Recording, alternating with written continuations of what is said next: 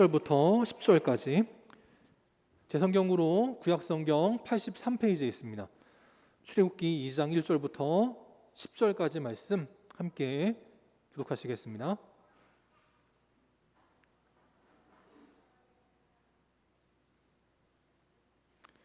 출애굽기 2장 1절부터 10절까지 한 절씩 교독하겠습니다. 레위 가족 중 한 사람이 가서 레위 여자에게 장가들어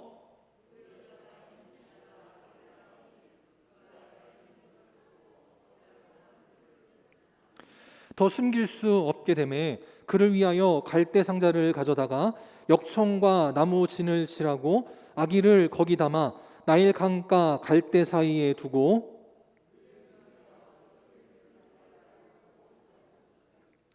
바로의 딸이 목욕하러 나일강으로 내려오고 시녀들은 나일 강가를 거닐 때 그가 갈대 사이에 상자를 보고 시녀를 보내어 가져다가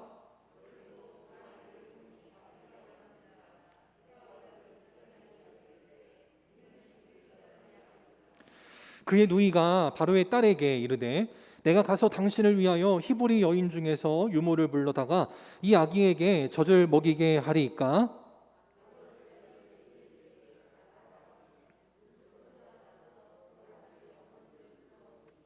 바로의 딸이 그에게 이르되 이 아기를 데려다가 나를 위하여 젖을 먹이라.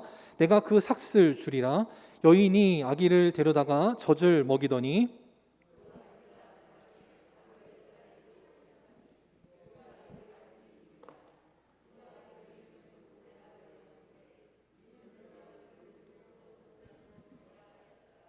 아멘. 이 시간 하나님의 손에 맡기면 하나님이 인도하신다. 하나님의 손에 맡기면 하나님이 인도하신다라는 제목으로 함께 하나님 말씀 나누도록 하겠습니다. 정말 무더운 한 주를 보내고 있습니다. 그래서 제가 낮에 이렇게 보면 좀 우리 성도님들 참 얼마나 힘드실까 그러면서 기도하면서 그냥 하루를 보내고 있는데 유럽의 어떤 나라에서 어떤 사람이 이제 이렇게 글을 벽에다가 써놨습니다. 뭐라 써놨냐면 I don't believe in global warming이라고 돼 있는. 무슨 뜻이냐면 나는 지구의 온난화를 믿지 않아. 그런 뜻으로 이렇게 벽에다가 낙서같이 글을 쓴 거예요. 저 사람이 저걸 쓸 때만 해도 지구의 온난화가 뭐가 있어. 태평성 되지. 그러고 벽에다가 낙서를 했는데 얼마 있다가 지금 여러분 유럽에서 보는 것처럼 홍수가 나가지고 큰 피해 겪고 있습니다. 결국 그래서 그 사람이 낙서를 했는데 그 낙서에 저렇게 물이 찰 정도로 많은 비가 내렸다라는 거예요. 내가 무엇을 믿고 안 믿고는 나의 자유지만 하나님의 역사는 나의 믿음과 상관없이 반드시 진행된다는 거예요. 그러면 내가 하나님의 역사를 믿고 하나님 인도하심을 믿고 하나님 손에 내 삶을 맡기면 나는 순풍에 돛단 것처럼 믿음으로 흘러갑니다. 근데 하나님의 역사를 믿지 않고 그걸 거스리면 그 인생은 광풍을 만난 것처럼 이리저리 흔들릴 수밖에 없다라는 거예요. 지금 우리나라도 확진자들이 많이 나오고 있지만 태국에서 보니까 확진자들이 사망에 이른 경우들이 많이 있더라고요. 어떤 확진자는 아침에 거리에서 쓰러져 숨을 거두었습니다.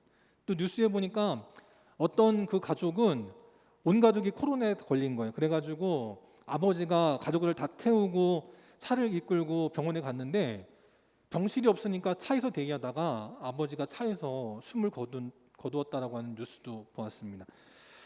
그렇게 아침에 저렇게 길거리에 시체가 있는데 아무리 신고를 해도 사람들이 데려갈 수가 없는 거예요. 경찰도 왔다가 코로나 환자인 걸 보면은 손을 못 대니까 그냥 가버리고요. 결국은 저렇게 방호복을 입은 사람들이 여기저기 다 다니고 나서야 저녁 때 와가지고 시신을 수습해가고 있더라라는 겁니다. 어떤 사람들은 우리나라에도 그런 사람들이 종종 있던데 왜 락다운을 안 하냐, 왜 도시 봉쇄를 안 하냐 그런 사람들이 좀 있어요. 근데 여러분 작년부터 알겠지만 유럽이나 여기저기 나라들이 락다운을 했습니다. 락다운 뭐 한 달 빡세게 하면 되지 않겠나 했지만 유럽 같은 나라도요 락다운을 작년부터 했는데 올해까지도 잡히지가 않아요. 락다운 한다고 되는 게 아니라는 겁니다. 그래도 우리는 그래도 참 의료시설도 좋고 그래도 우리가 평소에 그래도 어렵지 않게 살아가니까 저마다 면역력도 좋아서 코로나가 들어와도 그냥 감기처럼 지나가니까 별거 아닌가 보다 하지만 지금도 세계에는 많은 사람들이 목숨을 잃고 있습니다. 여기까지 지켜주신 것에 감사할 수 있고 믿음으로 우리가 지킬 것들을 잘 지켜나가는 귀한 성도들 되셔서 이 코로나가 끝났을 때 웃음으로 함께 이야기할 수 있고 함께 하나님께 감사와 찬송을 올려줄 수 있는 복된 믿음의 삶이 될 수 있기를 바랍니다. 그리고 지난 금요일부터 이제 도쿄 올림픽이 시작이 됐습니다. 근데 그 중에 어제 나왔던 경기인데 태권도 시합에서 은메달을 딴 스페인의 여자 선수가 있어요. 저 은메달을 딴 태권도 여자 선수가 띠를 메고 나왔는데 그 띠에 뭐라고 써 있냐면 확대를 시켜보면 이렇게 써 있습니다. 기차, 하드, 꿈, 큰. 저게 합성이 아니고 진짜 저 여자 선수가 자기 띠에다가 한글로 저렇게 쓰고 나온 거예요. 스페인 사람인데 왜 저렇게 썼느냐 혹시 이유를 아시나요? 모르시겠죠? 그러니까 원래는 영어로 된 표현입니다. Train hard, dream big입니다. 그러니까 빡세게 열심히 훈련을 하고 꿈은 크게 가져라 그 뜻인데 저 스페인 사람이 한글을 모르니까 영어로 검색을 한 거예요. 그래가지고 트레인 구글에서 검색을 하니까 트레인이 훈련하다라는 뜻도 있지만 또 한편으로는 기차라는 뜻도 있거든요. 그래서 기차를 갖다 붙인 거고요. 하드는 열심히 그런 뜻인데 하드를 그냥 한글말로 그냥 하드 갖다 붙인 거고 드림은 꿈, 빅은 큰 걸 쓴 거예요. 그러니까 한국말도 잘 모르지만 아마 저 여성은 방탄소년단을 좋아했던 것 같아요. 그러니까 나도 뭔가 한글로 좀 이렇게 뭘 쓰고 싶어. 그래가지고는 트레인 하드, 드림 빅이라고 하는 글을 한글로 그냥 단순하게 번역을 해가지고 자기 띠에다가 수를 놓고는 경기에 나간 겁니다. 비록 은메달이지만 4년 어쩌면 그 이상의 훈련이 헛되지 않은 값진 메달을 땄다라는 거예요. 그만큼 우리나라가 세계적으로 위상이 높아지고 있습니다. 아마 저 여성은 아마 방탄소년단 때문에 그랬기도 했겠지만 우리 한국의 문화가요 이제 미국뿐만이 아니고 유럽으로도 동남아시아로도 다 뻗어나가고 있어요. 참 감사한 일이 아닐 수 없습니다. 그러면서 또 한편으로는 축구가 열렸었는데 그 땡볕에 일본의 어린이들 유치원생들을 저렇게 그냥 땡볕에 동원해가지고 관람을 시킨 거예요. 저기 보면 저 어린아이들이 우리 한이보다도 어린애들이 덥다고 그냥 막 부채질을 하고 얼음 주머니를 이마에 붙이고 하는 거 보면서 야 저게 무슨 짓인가 싶을 때가 있습니다. 근데 반대로 혹시 이 어린 소녀를 보시고 누군지 아시나요? 전 탁구에 관심이 많기 때문에 알지만 저 소녀는요 5살의 나이로 탁구 선수가 된 신유빈이라고 하는 소녀입니다. 예전에 스타킹, 무한도전 그런 예능 프로에도 나와서 유명해졌는데 이 5살의 어린 소녀가 자라가지고 17살이 됐습니다. 고등학생의 나이인데 고등학교 진학을 안 하고 실업 대한항공으로 취업을 나갔어요. 그래가지고 선수가 된 겁니다. 그리고 국가대표로 발탁이 돼가지고 이번에 저 도쿄올림픽에 출전을 한 거예요. 그래서 어제 단식 경기를 했는데 거기서 아주 가볍게 3대0으로 우승을 했습니다. 1세트, 2세트는 탐색전이니까 이렇게 주고받거니 했는데 3세트에서는 10대0으로 그냥 아주 완승을 해버리고 1점 내주고 11대1로 완파를 해버리더라고요. 정말 대단한 선수가 아닐 수 없는데 근데 이제 저 선수가 이제 2라운드에서 누구랑 붙냐면 이 선수하고 붙습니다. 저분은 연세가 좀 있어 보여요? 없어 보여요? 있어 보이죠. 58세의 나이고 국적은 룩셈부르크입니다. 원래는 중국인인데 남편을 만나서 룩셈부르크 남편을 만나가지고 결혼해서 룩셈부르크로 귀화를 한 거예요. 근데 비록 나이는 58세인데 중국 선수 출신이다 보니까 워낙 경기를 잘해서 올해 5번째 올림픽을 나가는 겁니다. 20년 동안 국가대표를 하는 거예요. 중국에서부터 룩셈부르크까지. 근데 룩셈부르크에도 탁구 선수들이 많이 있는데 저 선수를 이길 수 없으니까 저 선수가 국가대표 돼가지고 올림픽에 나왔다는 겁니다. 저를 보면서 우리 영광교회에도 여기 우리 지원이, 시원이, 우리 하은이, 현규, 예은이 있지만 또 우리 청년에 이렇게 우리 재정경제까지 이렇게 젊은이들이 있는데 신유빈 같이 믿음의 영재들이 자라는 교회가 될 수 있기를 바라고 또 저 58세의 저 여선수처럼 비록 연세가 있어도 젊은이 못지않게 뛰고 일할 수 있는 믿음의 성숙한 일꾼이 세워지는 복된 교회가 될 수 있기를 주님의 이름으로 축원합니다. 오늘 말씀으로 넘어가서 우리가 지난주 보았던 1장 22절에 보면 바로가 이제 더 이상 산하를 제한한 것으로는 안 되겠다 싶어서 이제는 본격적으로 남자아이들을 다 죽여라 라고 하는 끔찍한 명령을 내리게 됩니다. 그래서 이제 아들이 태어나면, 유대인들의 아이가 태어나면 그 아이가 살아있건 죽어있건 부모가 말리건 어쩌건 상관없이 무조건 그 남자아이들을 나일강에 집어던져 죽여라 라고 하는 참 끔찍한 명령이 내려지게 됩니다. 하지만 그 결과는 뭡니까? 우리가 잘 아는 것처럼 오늘 10절에 보니까 그 바로가 남자아이들을 다 물에 집어던져 죽이고 싶었어도 살아남은 한 사람, 그 모세를 통하여 결국은 바로가 그렇게 끔찍하게 생각했던 이스라엘 백성들이 해방되는 놀라운 역전의 역사가 나타나게 되더라라는 거예요. 우리는 그래서 나라가 어떠한 일을 할지라도, 그 어떠한 기득권 세력들이 무슨 일을 할지라도 우리는 세상의 것을 두려워하는 것이 아니라 하나님을 의지할 때 하나님의 능력의 손으로 우리를 반드시 인도하시는 여호와 이레의 형통의 복이 임하게 될 줄 믿습니다. 그래서 우리 어떻게 살아야 되느냐? 천리길도 한 걸음부터라고 하는 우리 예속담을 믿음에 적용해야 된다라는 거예요. 믿음의 천리길도, 천국에 가는 길도, 축복의 가나안 땅으로 가는 길도 한 걸음에서부터 시작이 된다는 겁니다. 누구도 가나안 땅에서부터 시작한 사람이 없다라는 거예요. 누구도 천국에서부터 시작하는 인생이 없다는 거예요. 내가 한 걸음을 내디는 그 자리에서부터 믿음의 역사는 시작된다라는 겁니다. 1절에 보니까 그렇게 지금 바로의 끔찍한 명령이 내려졌습니다. 이제 아들을 낳으면 꼼짝없이 죽게 되는 거예요. 여러분, 그런 상황에서 결혼하고 아이를 낳고 싶겠습니까? 그런데 1절에 보면 레위 지파의 어떤 남자가 레위 지파의 어떤 여자에게 장가를 들었다라고 말씀을 해요. 오늘 말씀에서는 그 남자 여자가 누구인지 말하지 않지만 출애굽기 6장에 가면 그 남자는 아므람이고 그 여인은 요게벳, 모세의 아버지 어머니의 이름을 6장에서 말씀하고 있습니다. 모세의 어머니는 바로 요게벳이었다는 거예요. 오늘 말씀 출애굽기 2장 1절부터 10절까지는 바로 그 요게벳에 관한 말씀이라는 겁니다. 2절에 보니까 그 여인이 임신하여서 아들을 낳았다라고 말씀을 하고요. 그리고 그 아들을 낳은 것을 보았을 때 그 아이가 잘생겼다는 것을 보았다는 거예요. 여러분들 아마 대부분 시간이 많이 지나셔서 여러분의 자녀를 낳고 나서 그 자녀의 얼굴을 보았을 때의 느낌이 기억나실지 잘 모르겠는데, 저는 그래도 비록 여기서 비교적 가장 최근에 신생아의 얼굴을 본 사람 아니겠습니까? 여기 한 아이가 있는데요. 저 아기 보면 얼굴이 이뻐요, 안 이뻐요? 거짓말하지 마시고요. 네, 솔직히 보시면 저 아기가 이뻐요, 안 이뻐요?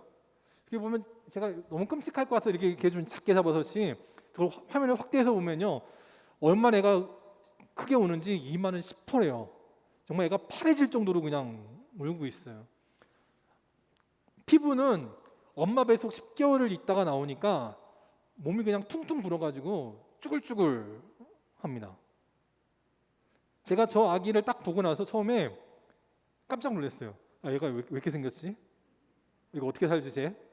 왜냐하면 그 전에 난 애랑 좀 너무 다르더라고요. 그 전에 난 애는 그래도 신생한데도 애가 좀 괜찮은 것 같은데, 얘는 다음에 태어난 애인데, 그래서 제가 너무 깜짝 놀란 적이 있어요.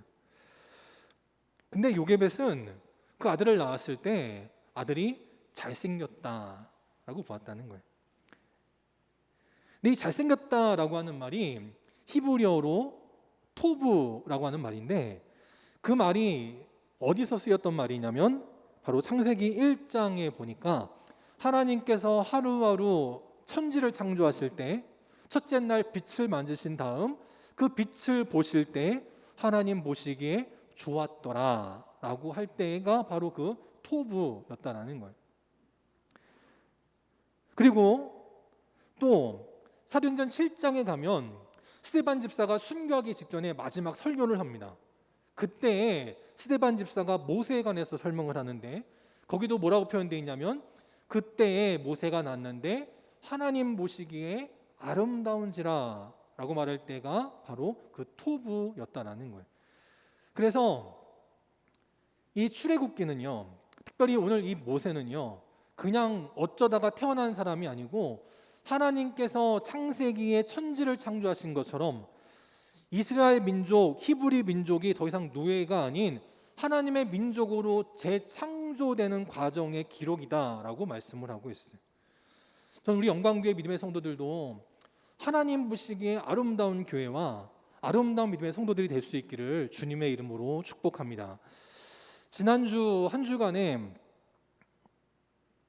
카톡으로 돌았는데 여러분도 돌았는지는 모르겠어요. 수도권에서는 돌았었는데 뭐냐면 이런 청원이 올라왔다는 겁니다. 십자가 탑 철거를 정부에서 진행을 한다고 하는데 이걸 반대한다라고 하는 청원에 서명해달라고 카톡이 돌았어요.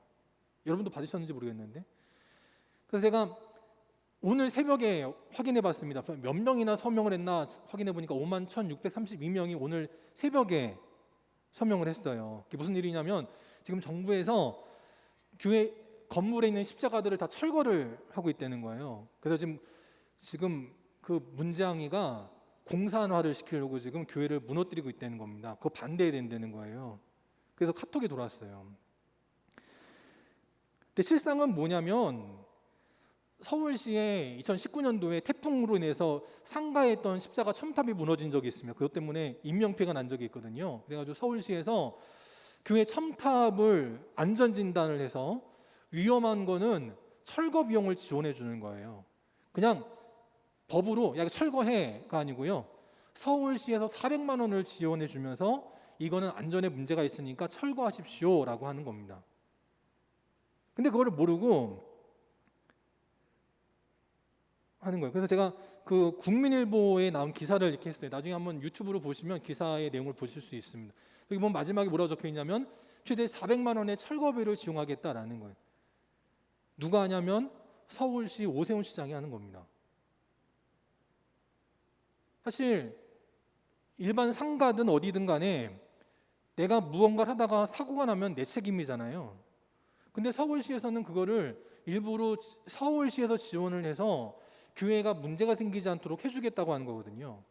그거 좋은 일인데 그걸 모르고서는 문재항이가 뭐 정부가 빨갱이가 그 문제가 있는 거예요.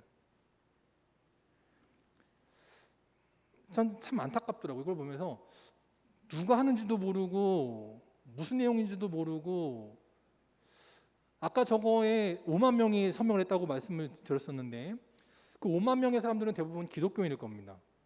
그러면 그 기독교인들이 저런 카톡이 돌 때 자기 교회 목사님한테 한 번이라도 물어봤을까? 목사님 지금 정부에서 이런 데는데 이게 사실인가요? 한번 물어봤으면 알 거 아니에요. 물어보지도 않고 그냥 카톡에 도니까 그냥 냅다 그냥 서명해가지고 저거를 나중에 이제 믿지 않는 사람들이 보면 뭐라고 하겠냐라는 거예요. 저 보면서 참 우리 한국교회 성도들 나라를 사랑하는 마음은 참 감사하고 좋은 일이지만 지혜가 없으면 마귀에게 조롱당하는 겁니다. 우리 영광교회 성도들은 참 하나님 보시기에 눈살을 찌푸리는 그런 성도들이 되지 않도록 늘 주의하고 노력하셔서 하나님 보시기에도 아름답지만 더 나아가 세상 사람들 보기에도 야 정말 기독교인은 다르구나 칭찬받을 수 있는 귀한 믿음의 성도들 될 수 있기를 바랍니다. 두 번째, 우리는 무엇을 알아야 되느냐? 믿음은 위기를 기회로 만든다는 걸 알아야 된다라는 거예요.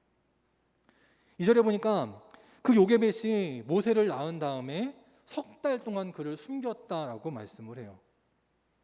여러분 자녀를 키울 때 석 달 정도 지나면 이제 어느 때인지 아시죠? 이제 100일이 좀 지났습니다.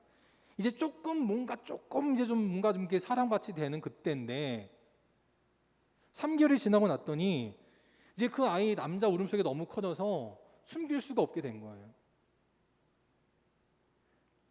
아까도 말씀드렸다시피 바로는 무슨 명령을 내렸냐면 유대인들이 아들을 낳거든 그 아들을 나일강에 집어 던져라 라고 명령을 내렸습니다. 이제 이 요게벳도 더 이상 숨길 수 없는 때가 된 거예요. 그 아들을 그 핏덩어리 같은 그 아들을 이제 나일강에 던져야 되나 하는 그런 어려움이 찾아왔다라는 겁니다. 그때 요게벳은 어떻게 행동하냐면 3절에 보니까 갈대 상자를 가져와서 거기다 역청, 요즘으로 말하면 아스팔트입니다. 아스팔트를 발라서 갈대 상자의 틈으로 물이 들어오지 못하도록, 또한 나무진을 발라서 방수 처리를 했다는 거예요.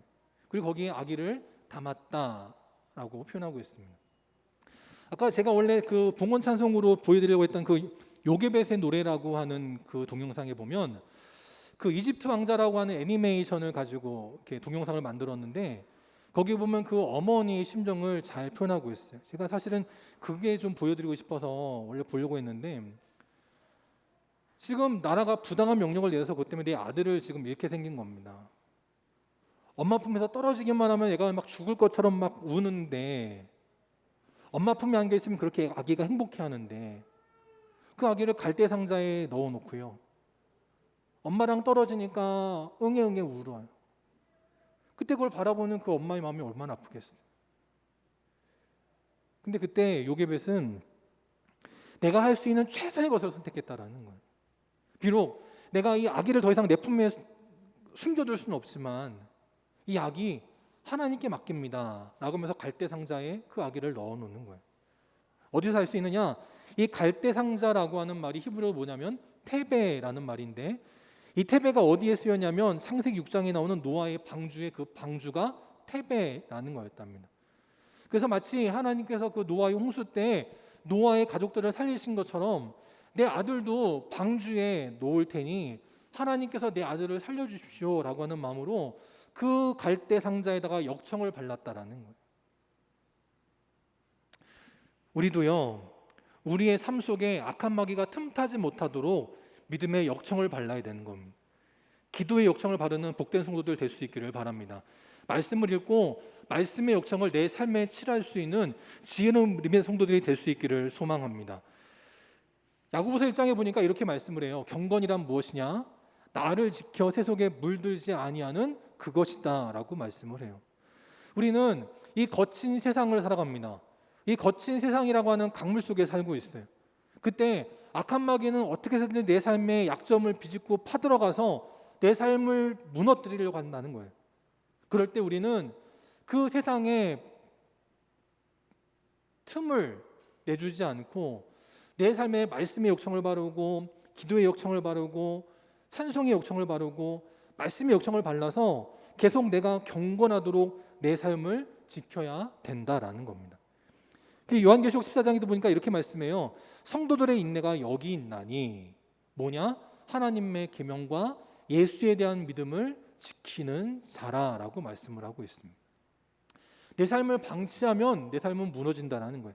끊임없이 역청과 진액을 바르지 않으면 내 삶은 무너지는데, 그것이 아무리 고되고 힘들다 할지라도 우리가 끝까지 믿음의 인내를 하면서 그 하나님의 계명을 지키고 예수에 대한 믿음을 지키려 할 때 하나님은 우리의 삶을 건져주시고 우리의 삶을 책임져 주시는 믿음의 역사를 허락하여 주실 줄 믿습니다. 또한 3절 말씀 그 다음에 보니까 이 요게벳이 엄마의 품에서 떨어져서 응애응애 울고 있는 그 모세를요, 방주에 담아놓고 어떻게 하느냐?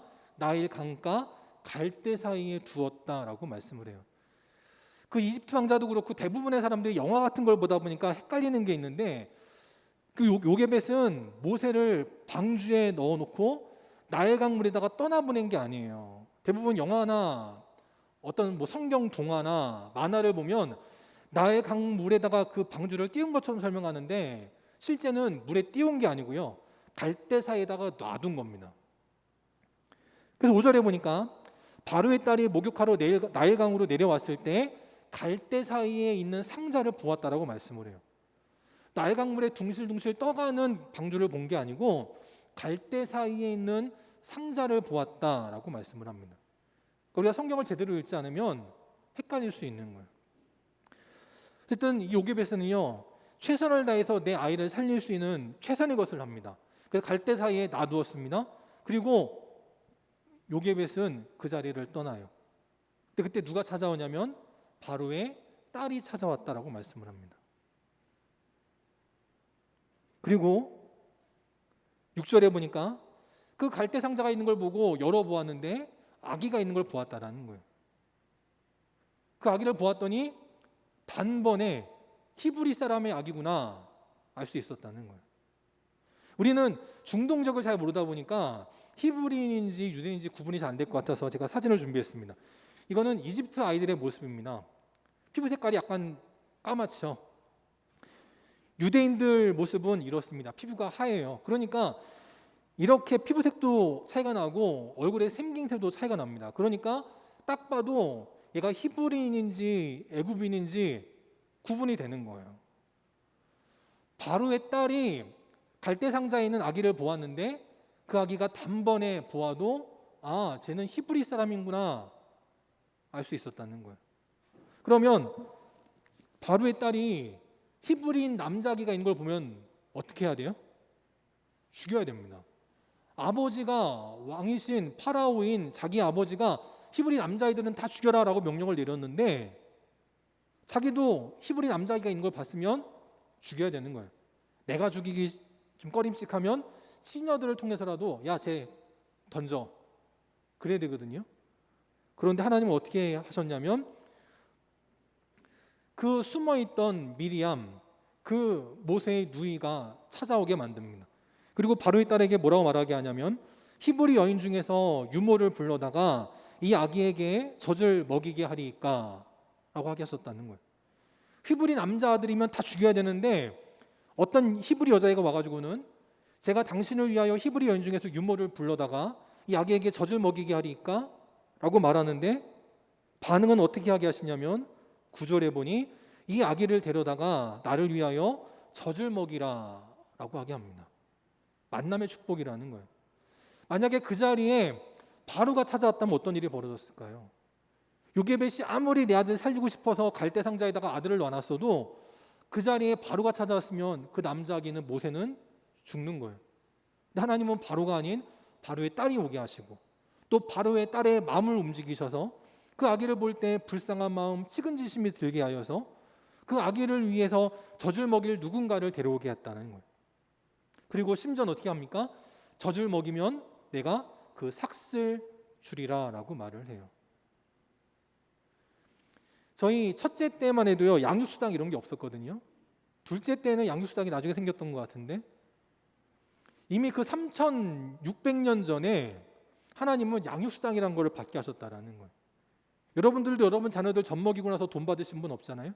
근데 하나님은 그 요게벳에게 믿음으로 선택을 하니까 양육수당을 받게 하시는 놀라운 역전의 축복을 허락하여 주더라는 겁니다. 그래서 그 아기를 데려다가 집에서 마음껏 젖을 먹일 수 있게 하신 거예요. 3개월이 지나서 더 이상 내 아들을 숨길 수 없어서 하나님 손에 의탁하려고 그 아기를 갈대 상자에 넣어놨었는데 오히려 하나님은 그 아기를 집에다가 데려오게 하시고 마음껏 젖을 먹이게 하시고 아무리 울고 웃어도 누구 하나 손끝 하나 대지 못하도록 지켜주시는 역전의 역사를 허락하여 주셨다라는 거예요. 우리 영광의 성도들도 정말 주님의 손 믿고 내가 믿음의 최선을 다할 때 하나님은 여러분을 통하여 그 아기가 자라 믿음의 역사를 이루는 믿음의 주인공이 되게 하실 줄 믿습니다. 그래서 우리가 보면 자동문이 있죠. 자동문은요 어떻게 해야 돼요? 내가 발걸음을 내딛고 앞으로 나가야 됩니다. 그러면 아무리 무거운 문도요 내가 그 앞에 서기만 하면 자동으로 열려요. 우리 인생도 마찬가지라는 거예요. 하나님께서 천국의 문을 예비해 두셨지만 내가 그 앞에 믿음으로 나아가지 않으면 아무런 일도 벌어지지 않는다는 거예요. 우리의 삶은 우리가 믿음으로 한 걸음을 내디딜 때 변화되어진다. 그것을 믿고 오늘도 주님 말씀에 순종하여 믿음으로 한 걸음 한 걸음 나아가는 귀한 믿음의 성도들이 될 수 있기를 바랍니다. 세 번째, 또 우리는 무엇을 알아야 되느냐? 우리는 주님께 내 삶을 맡기고 최선을 다해야 한다라는 것입니다. 오늘 요게벳은 내 아들을 살리거나 처음에는 열심히 숨기려고 해봤습니다. 아기가 울면 야 울지 마 어떻게 해서든지 애의 입을 막고 애가 더 이상 크게 울지 못하도록 하려고 했었다라는 거예요.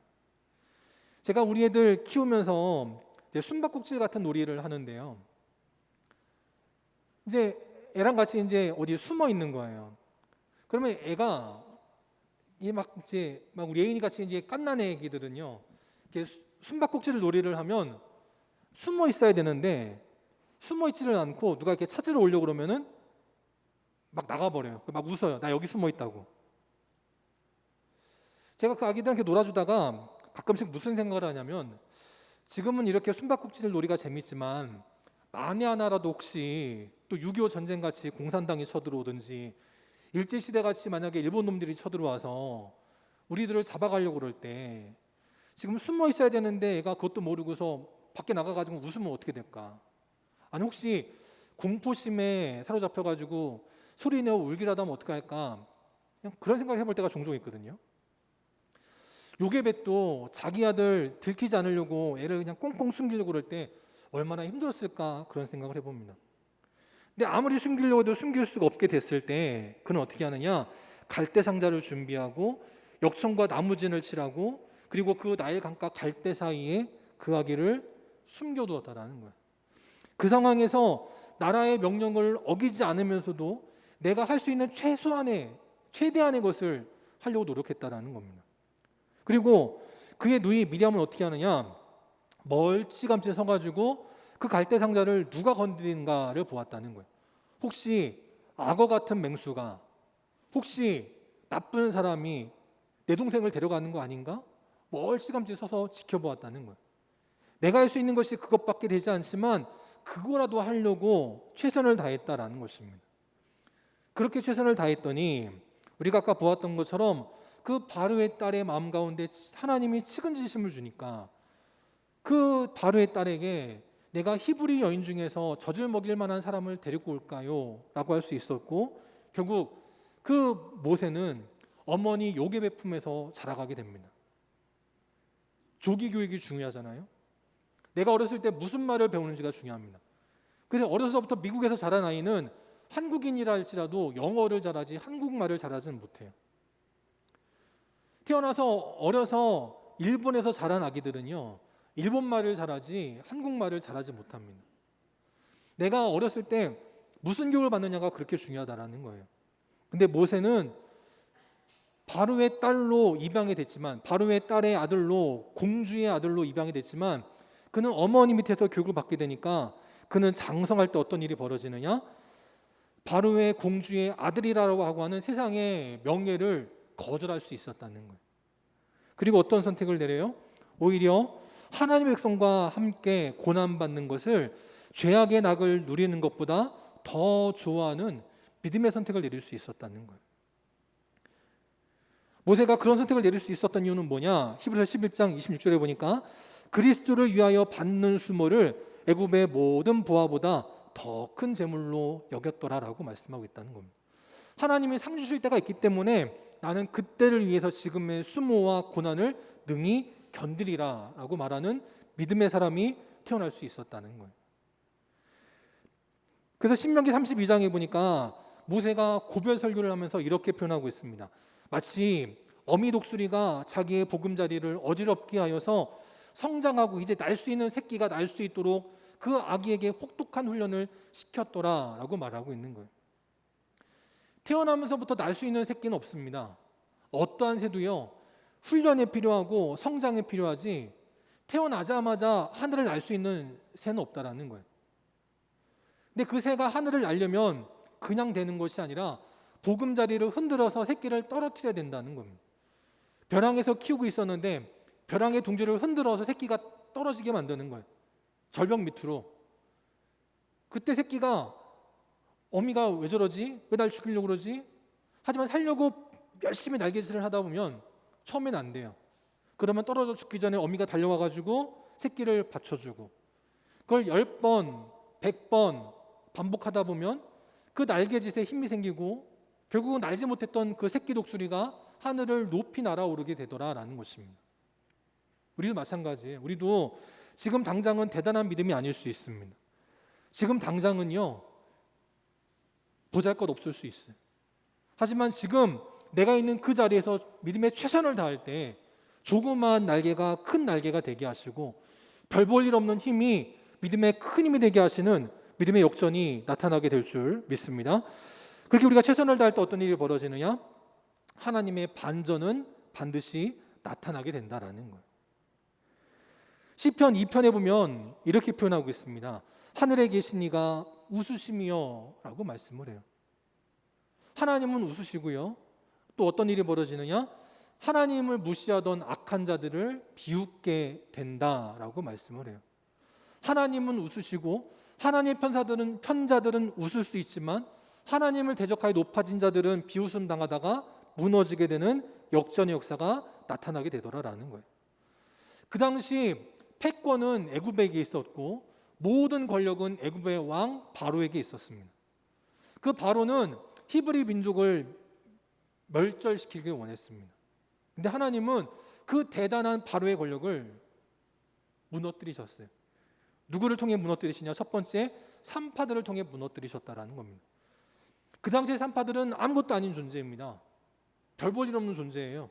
근데 하나님은 그러한 산파들을 통해서 애굽 왕의 명령을 어기게 하시고 남자 아기들을 살리는 역전의 역사를 허락하여 주시더라는 거예요. 또 두 번째, 하나님이 누구를 사용하셔서 바로를 무너뜨리셨느냐?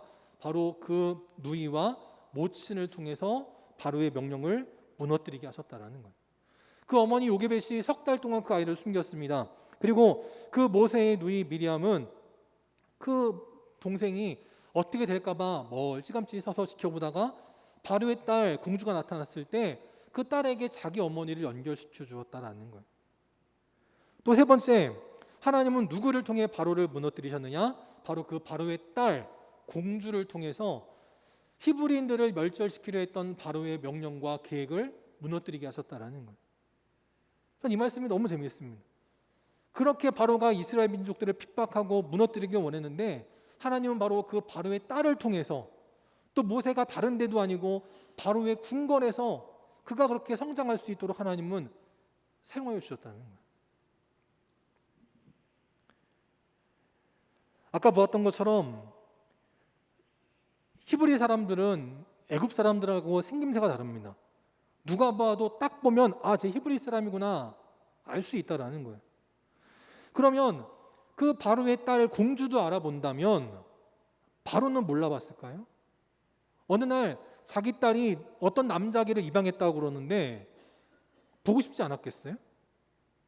여러분도 손자 손녀가 생기면 보고 싶으시잖아요. 바로도 자기 딸이 입양한 아기가 누군지 보고 싶지 않았겠어요? 한번 데리고 와봐. 데리고 왔어요. 봤는데 히브리 사람이에요. 그럼 바로도 저놈 죽여야지 그런 생각이 안 들까요? 근데 자기 딸이 사랑하니까 자기 딸이 살려달라고 그러니까 바로도 차마 그 아기를 죽일 수 없어서 키우게 하시고 그가 바로 바로의 손자로 이집트의 왕자로 자라가게 하셨다라는 거예요. 이게 하나님의 역전의 역사라는 겁니다. 아무리 악한 마귀가 이 나라를 무너뜨리려고 하고 아무리 악한 마귀가 이 교회를 무너뜨리려 한다 할지라도 하나님은 결코 이 나라를 무너뜨리게 놔두지 않습니다. 하나님의 교회가 무너지도록 결코 놔두지 않으신다라는 거예요. 아까 제가 그 십자가 철탑의 그 철거를 반대하는 청원 말씀드렸지만 악한 마귀가 기독교인들을 핍박하고 오히려 교회를 조롱하기 위해서 그런 짓거리를 하는 거예요. 목사가 그런 거 있겠어요? 아닙니다. 목사는 그런 거 아니에요. 목사는 아는데 나라에서 그런 명령이 내려왔는지 안 내려왔는지 아는데 그러겠습니까? 교회를 핍박하는 누군가가 선량한 교회 성도의 모습으로 교회 성도들에게 그런 카톡 보내는 거예요. 아무리 성도들이 막 화가 나가지고 막 할 때 뒤에서 웃는 건 악한 마귀가 웃는 거예요. 교회 성도들 머리가 저것밖에 안 된다고 아우 저 멍청한 놈들 그렇게 불신자들이 교회를 막 비웃을 그때 하나님이 함께 하시면 결국 우리는 믿음으로 승리하게 될 줄 믿습니다. 저는 이 나라 하나님이 지켜주시는 걸 믿어요. 우리 사랑하는 영광교회도 우리 사랑하는 성도들도 하나님이 지켜주심을 믿습니다. 그것 믿고 믿음으로 나갈 때 오늘도 이 나라를 향하신 우리 교회를 향하신 그 하나님의 반전의 역사를 누리고 주님과 동행하는 귀한 믿음의 성도들이 될 수 있기를 바랍니다. 함께 시간 다 함께 일어나셔서 찬송하겠습니다. 찬송 620장 함께 찬양하시고 축도로 오늘 예배 마치도록 하겠습니다. 620장 여기에 모인 우리 함께 찬양합니다.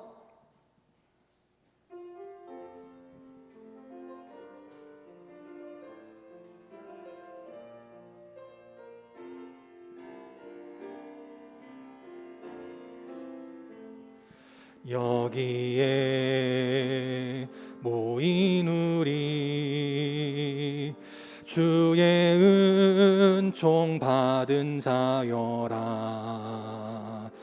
주께서 이 자리에 함께 계심을 아노라. 언제나 주님만을 찬양하며 따라가리니 시험을 당할 때도 함께 계심을 믿노라. 이 믿음 더욱 굳세라. 주가 지켜주신다. 어두운 밤에도 주의 밝은 빛 인도하여 주신다. 주님이 뜻하신 일 헤아리기 어렵더라도 언제나 주 뜻 안에 내가 있음을 아노라. 사랑과 말씀들이 나를 더욱 새롭게 하니 때로는 넘어져도 최후 승리를 믿노라. 이 믿음 더욱 굳세라. 주가 지켜주신다.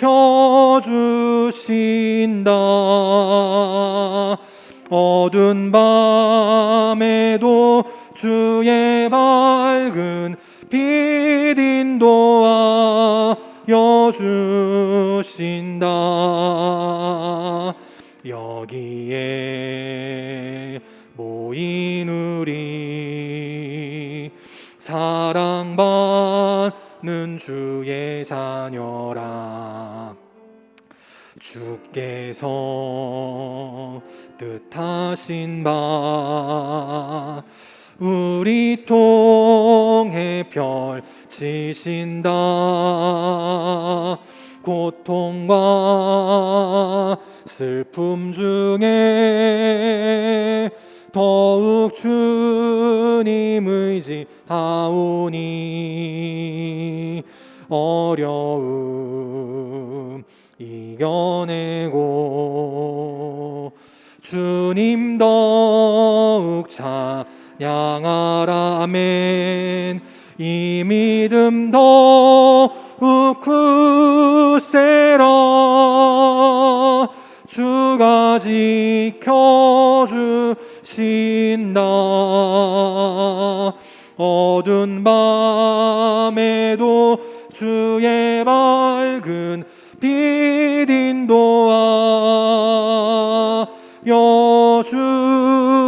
주신다.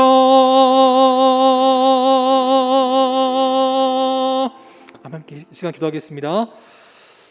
지금은 우리 주 예수 그리스도의 은혜와 하나님 아버지의 극진하신 사랑하심과 성령님의 함께하시고 교통하시고 인도하심이 지금 우리가 두 발 딛고 살아가는 이 땅이 아무리 힘들고 어렵다 할지라도 믿음을 지키는 것이 너무나 힘들고 고되고 어렵다 할지라도 그러나 우리를 바라보고 우리를 의지하는 것이 아니라 오늘도 하나님의 손에 우리의 삶을 의탁할 때 우리의 자녀들을 주님의 손에 맡길 때 하나님이 인도하여 주심을 믿고 주님과 동행함으로 이 땅을 변화시켜 하나님의 나라로 만들어 나가길 원하는 우리 모든 영광의 성도들 머리 위에, 또 그 가정과 직장과 사랑하는 주의 자녀들 머리 위에, 또 이 더운 날씨에도 방역에 힘쓰고 있는 모든 의료진들과 모든 공무원들 위에, 또한 나라를 지키는 국군 장병들 위에, 또 이 시간 주님 앞에 나와 함께 예배드리길 원하지만 이런저런 이유로 나오지 못한 모든 안타까운 심령들 머리 위에 이제부터 영원토록 함께 계시기를 간절히 축원하옵나이다. 아멘.